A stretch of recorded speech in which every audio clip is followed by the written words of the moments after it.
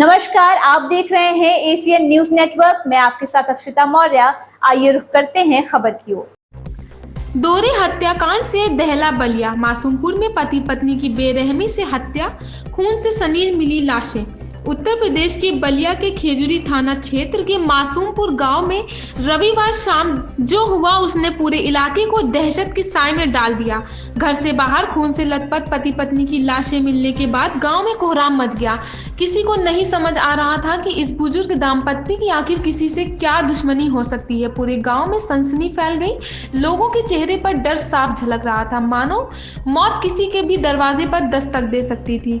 सूचना मिलते ही पुलिस मौके पर पहुंची। पुलिस अधीक्षक डॉक्टर ओमवीर सिंह ने घटनास्थल का मुआयना किया और बताया कि 62 वर्षीय श्यामलाल चौरसिया और उनकी पत्नी की हत्या किसी धारदार हथियार से की गई है। शवों की हालत देख ऐसा लग रहा था कि हमला सुनियोजित था और हत्यारे ने उन्हें कोई मौका नहीं दिया। गांव वालों ने बताया कि मृतक दंपत्ति अपने घर में अकेले रहते थे। उनका बेटा और बेटी गांव से बाहर थे, इसलिए हत्या के वक्त घर में कोई नहीं था। सबसे चौंकने वाली बात यह है कि गांव में उनकी किसी से दुश्मनी की बात सामने नहीं आई। ऐसे में यह कत्ल किसी साजिश की ओर इशारा कर रहा है। ब्यूरो रिपोर्ट, शीतल निर्भीक। थाना खिजरी में सर क्या मामला हुआ है? आज लगभग 10 बजे रात्रि में डायल 112 को ये सूचना प्राप्त हुई थी कि थाना खेजरी के गांव मासूमपुर में सड़क के किनारे एक घर पर एक पुरुष और महिला की डेड बॉडी पड़ी हुई है।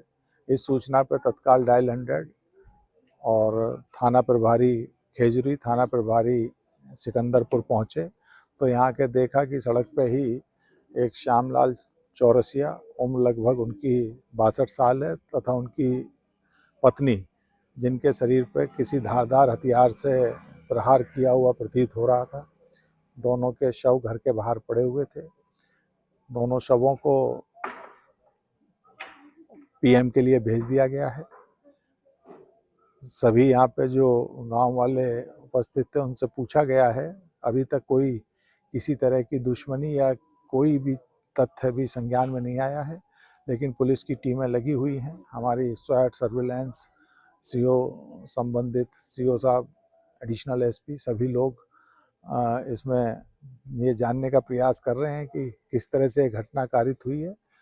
और इनका जो एक बेटा एक बेटी हैं जो बाहर हैं, और जैसे ही इसमें कोई जानकारी मिलती है और लोगों से जानकारी की जा रही है और जो भी वैधानिक कार्रवाई है वो की जाएगी। शीघ्र ही इसका खुलासा करने का प्रयास किया जा रहा है।